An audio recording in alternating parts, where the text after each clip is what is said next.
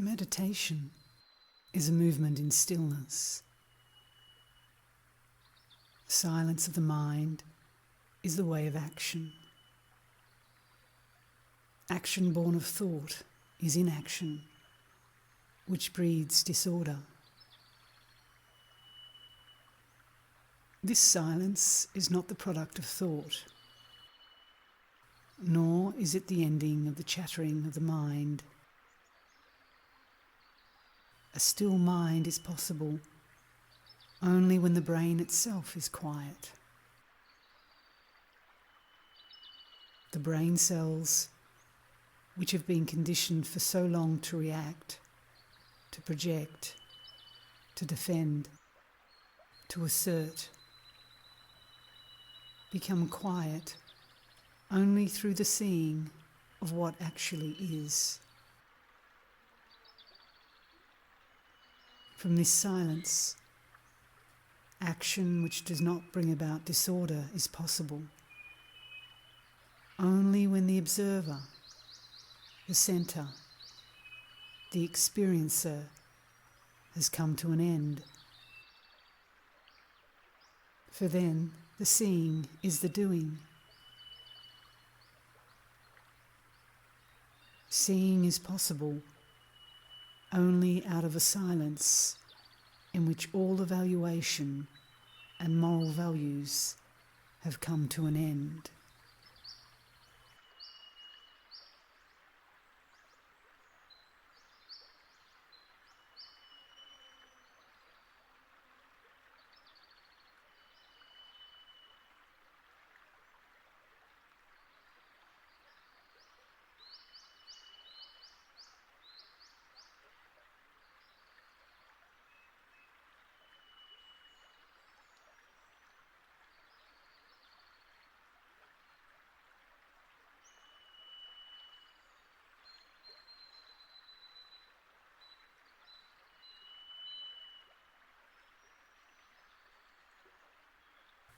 Going beyond the pattern of conditioning, of belief, of dogma, is not an act of thought.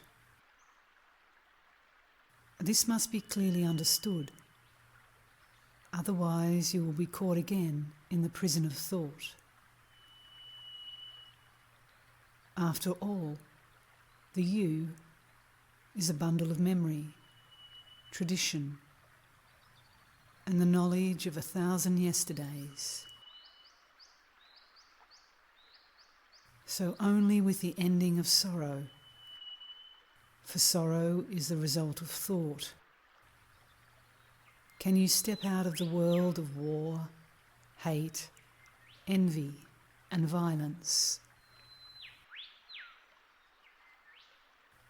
This act of stepping out is a religious life. This religious life has no belief whatsoever, for it has no tomorrow.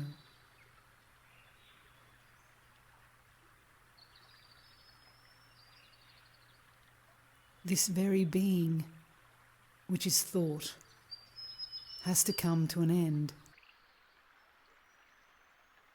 This very self-centeredness, with its activities, must naturally and easily die.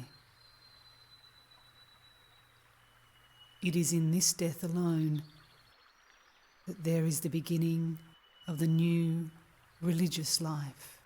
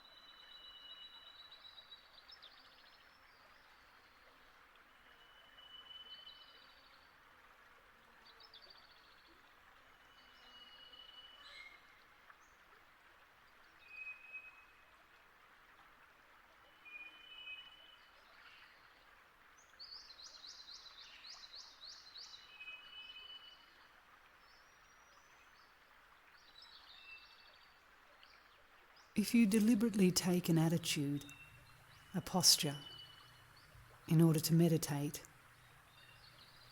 then it becomes a plaything, a toy of the mind.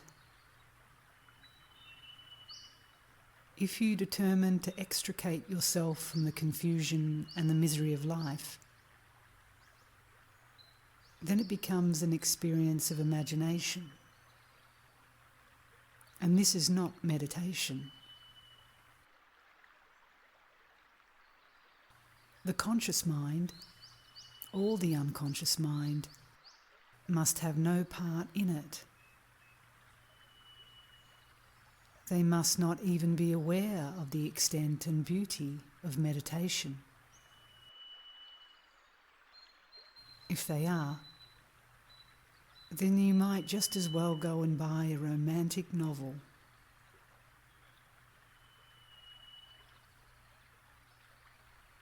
In the total attention of meditation, there is no knowing, no recognition, nor the remembrance of something that has happened. Time and thought have entirely come to an end, for they are the centre which limits its own vision.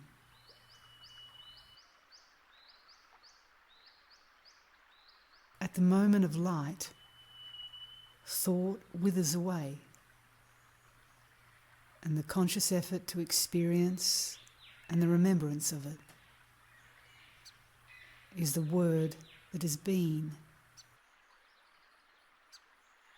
And the word is never the actual. At that moment, which is not of time, the ultimate is the immediate.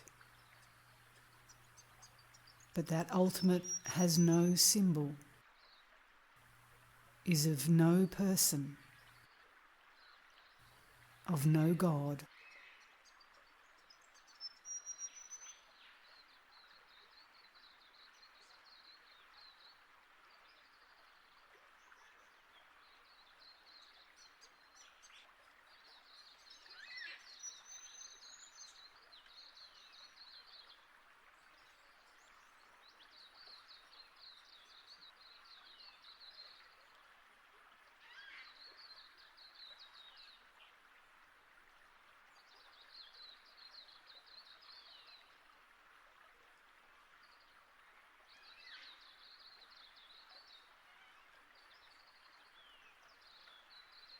When the pleasure which you so delight in comes to an end, with age, through accident, with time, then you are caught. Then sorrow is your shadow. But love is not pleasure, nor is it the product of desire. And that is why one must enter into a different dimension.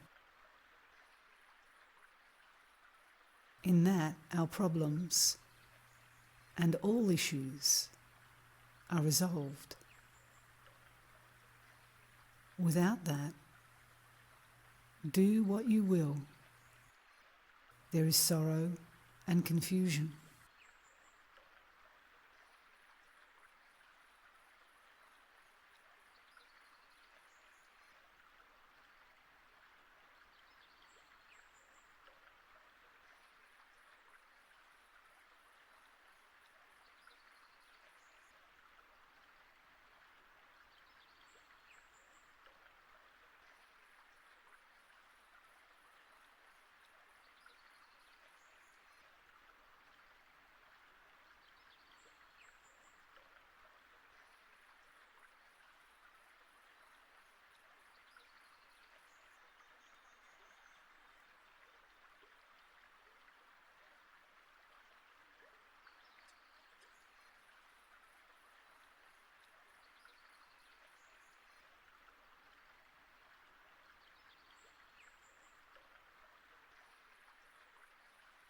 Discipline as it is generally understood, is conformity to a pattern of silly political, social, or religious sanctions.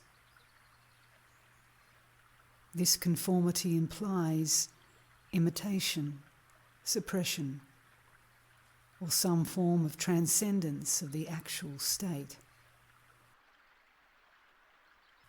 In this discipline, there is obviously a continuous struggle, a conflict that distorts the quality of the mind.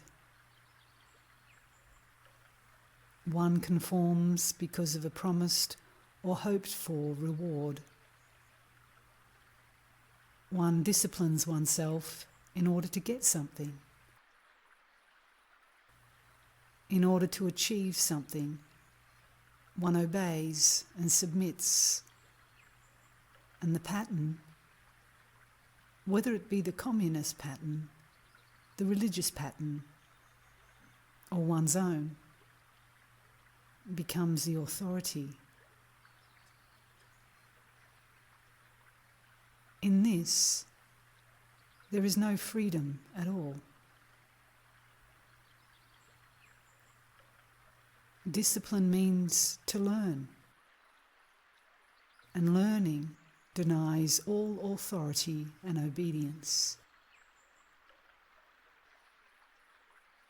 To see all this is not an analytical process. To see the implications involved in this whole structure of discipline is itself discipline, which is to learn all about this structure. And the learning is not a matter of gathering information, but of seeing the structure and the nature of it immediately.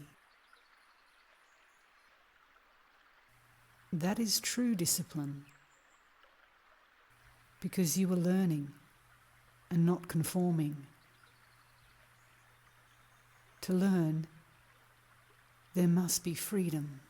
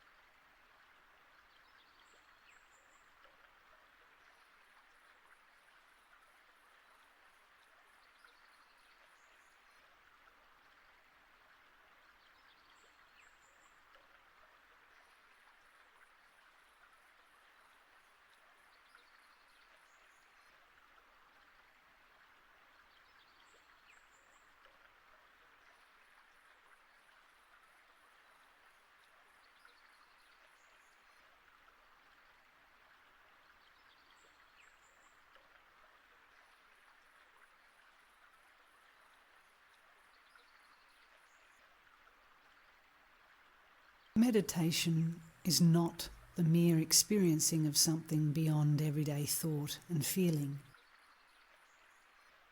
nor is it the pursuit of visions and delights. An immature and squalid little mind can and does have visions of expanding consciousness and experiences which it recognises according to its own conditioning. This immaturity may be greatly capable of making itself successful in this world and achieving fame and notoriety. The gurus whom it follows are of the same quality and state.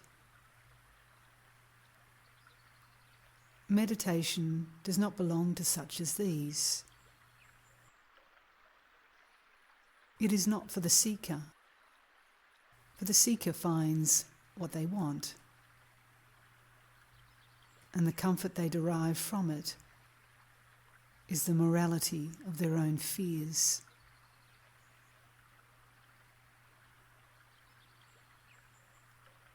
Do what they will, the person of belief and dogma cannot enter into the realm of meditation.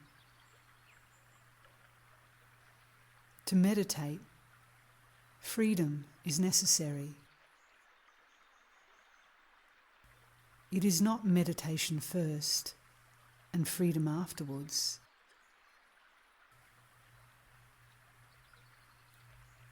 Freedom, the total denial of social morality and values, is the first movement of meditation.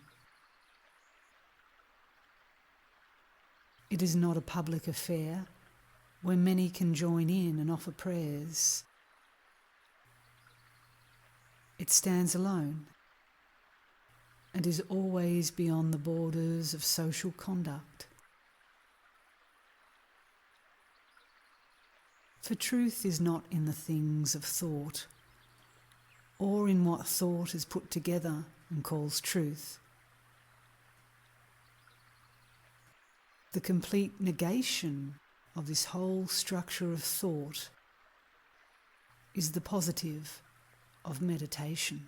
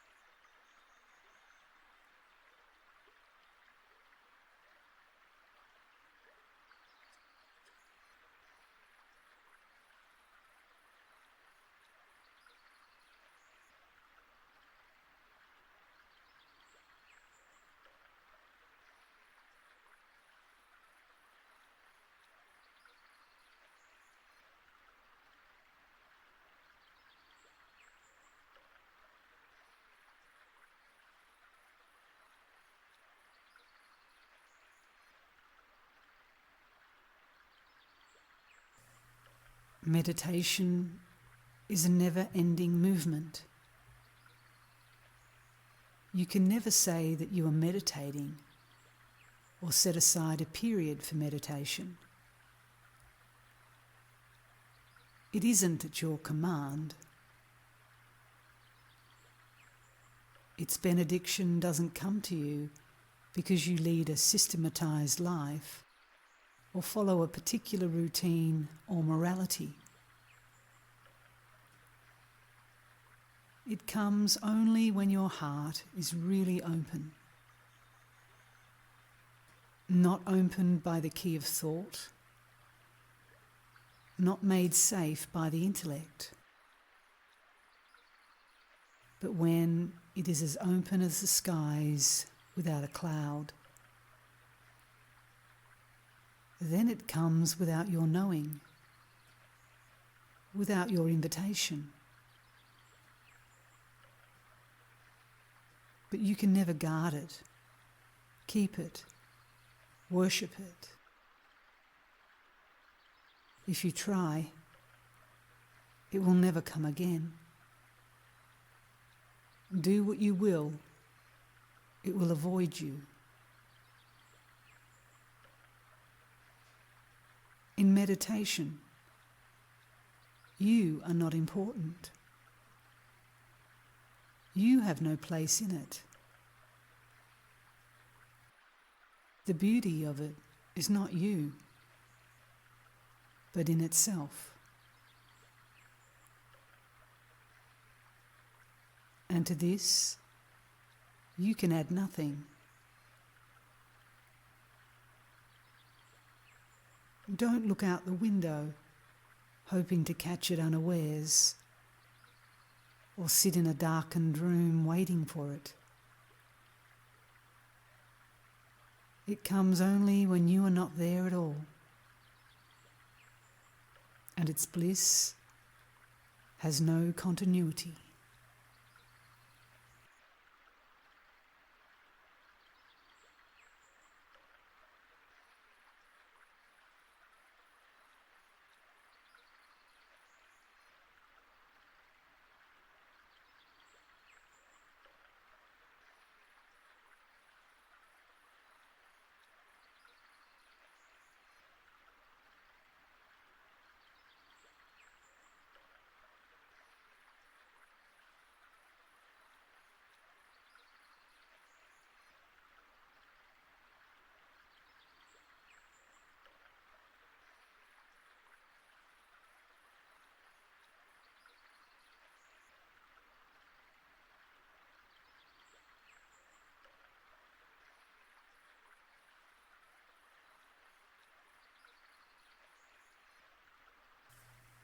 The lark and the eagle in their flight leave no mark. The scientist leaves a mark, as do all specialists. You can follow them step by step and add more steps to what they have found and accumulated. And you know, more or less, where their accumulation is leading. But truth is not like that. It is really a pathless land. It may be at the next curve of the road, or 1,000 miles away. You have to keep going, and then you will find it beside you. But if you stop and trace out a way for another to follow, or a design for your own way of life, it will never come near you.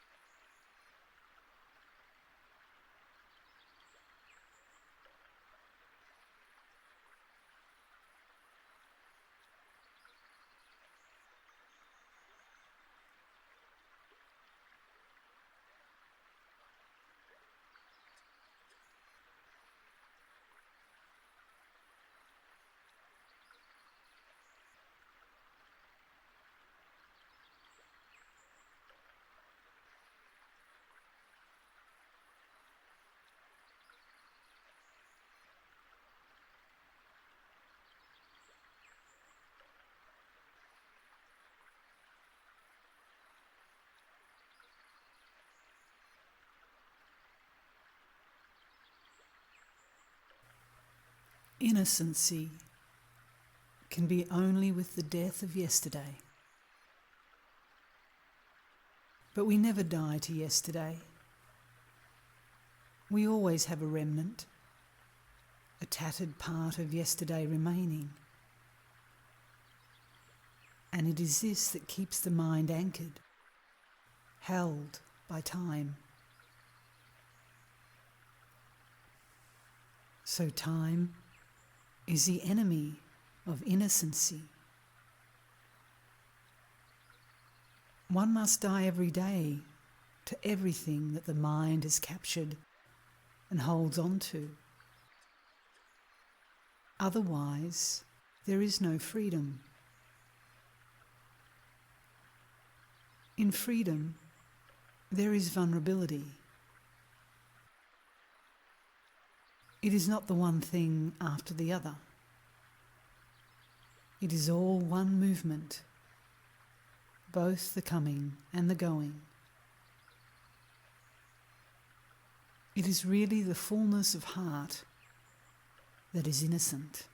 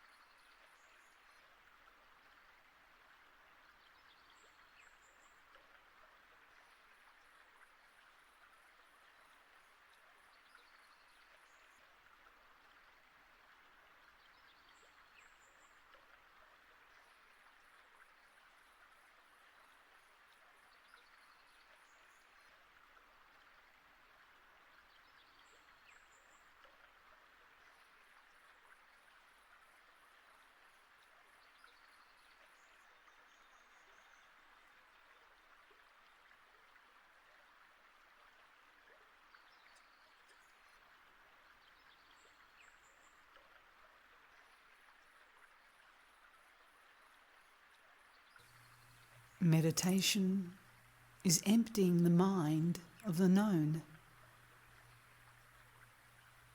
The known is the past. The emptying is not at the end of accumulation, but rather it means not to accumulate at all. What has been is emptied only in the present, not by thought, but by action, by the doing of what is.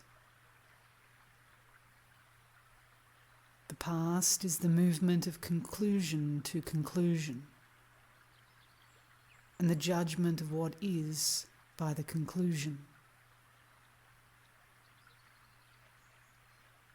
All judgment is conclusion, whether it be of the past or of the present.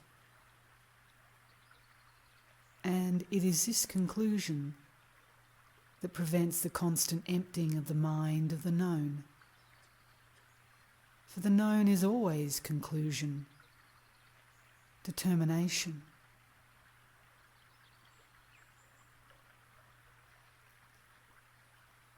The known is the action of will, and the will in operation is the continuation of the known. So the action of will cannot possibly empty the mind. The empty mind cannot be purchased at the altar of demand. It comes into being when thought is aware of its own activities, not the thinker being aware of their thought.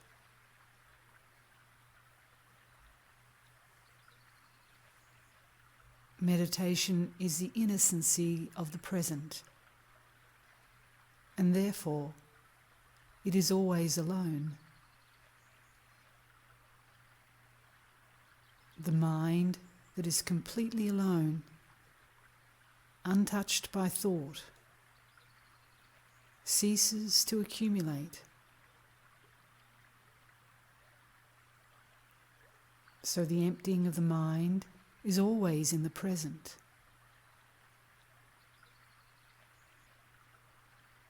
For the mind that is alone, the future, which is of the past, ceases. Meditation is a movement, not a conclusion, not an end to be achieved.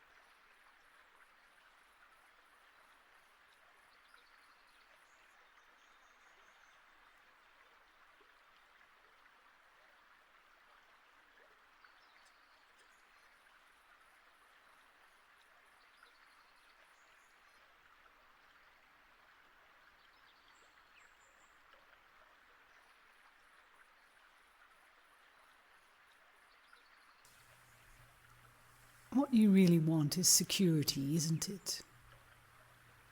That's the whole search of thought. To be different, to be more clever, more sharp, more ingenious. In this process, you are trying to find a deep security, aren't you? But is there such a thing at all?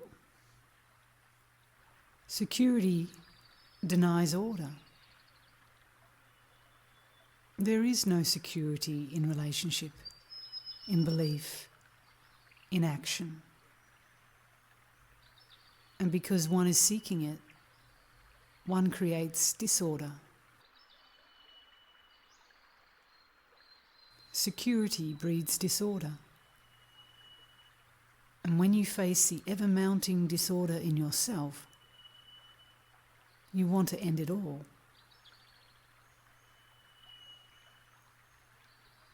Within the area of consciousness, with its wide and narrow frontiers, Thought is ever trying to find a secure spot.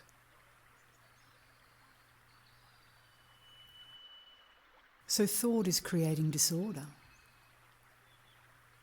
Order is not the outcome of thought.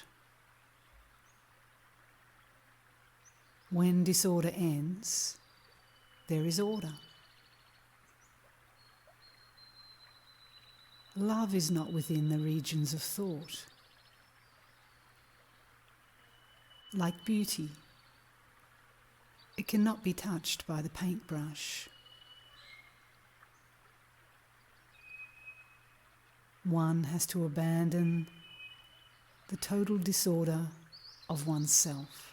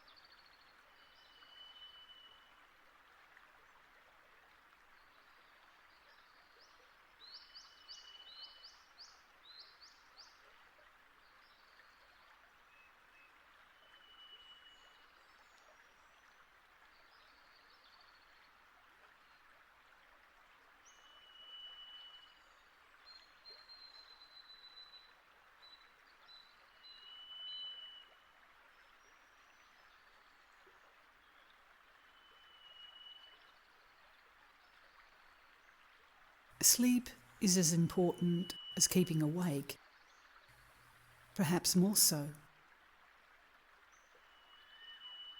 If during the daytime the mind is watchful, self-recollected, observing the inward and outward movement of life,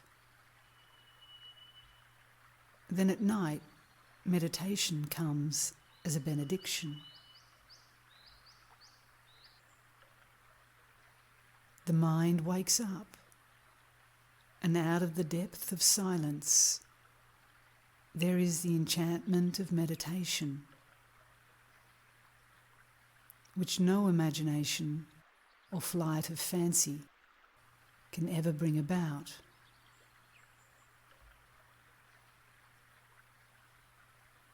It happens without the mind ever inviting it. It comes into being out of the tranquility of consciousness,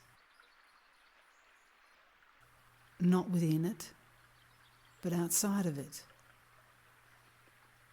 not in the periphery of thought, but beyond the reaches of thought.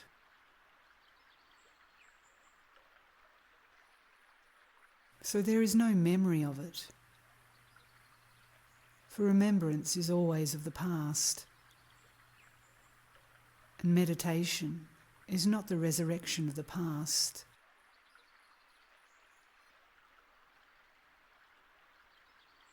It happens out of the fullness of the heart, and not out of the intellectual brightness and capacity.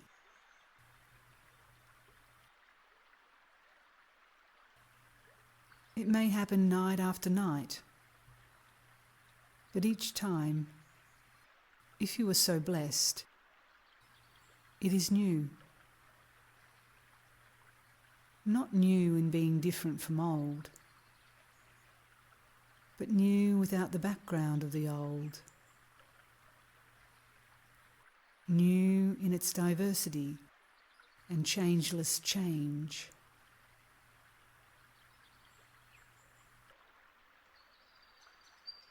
So sleep becomes a thing of extraordinary importance. Not the sleep of exhaustion, not the sleep brought about through drugs and physical satisfaction, but a sleep that is as light and quick as the body is sensitive.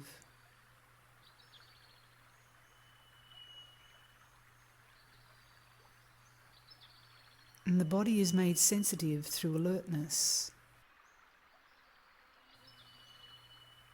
Sometimes meditation is as light as a breeze that passes by. At other times, its depth is beyond all measure.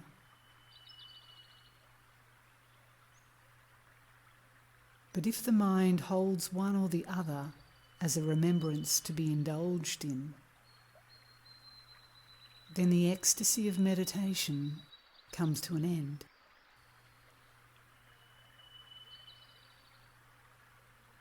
It is important never to possess or desire possession of it.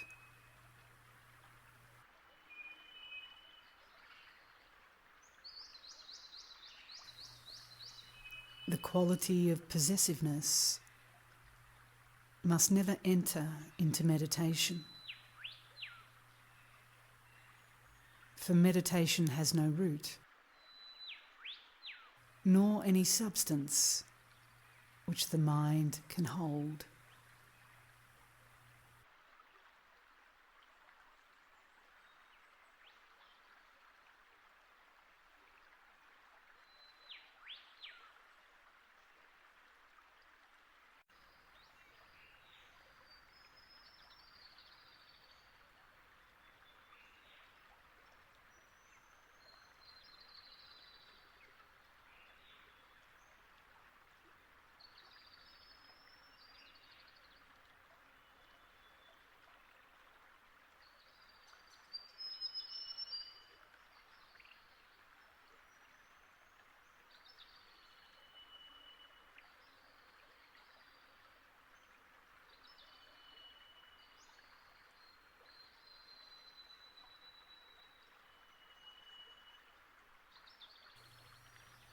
The mind is empty of all movement.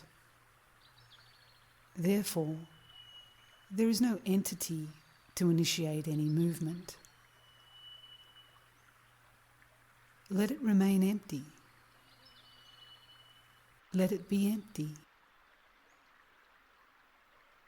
The mind has purged itself of the past, the future, and the present.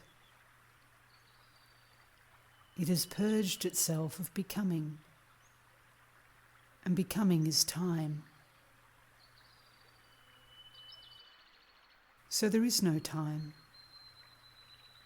There is no measurement. Then, is it emptiness?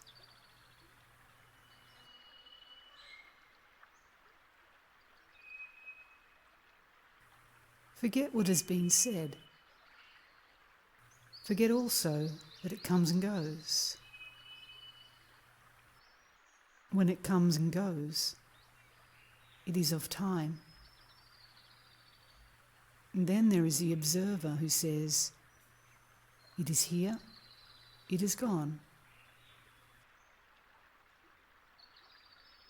This observer is the one who measures, compares, evaluates. So it is not the emptiness of which we are talking.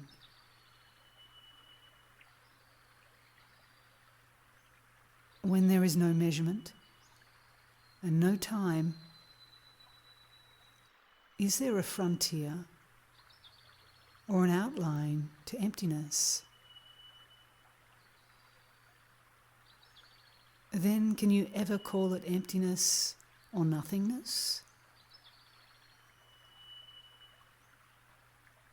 Then everything is in it, and nothing is in it.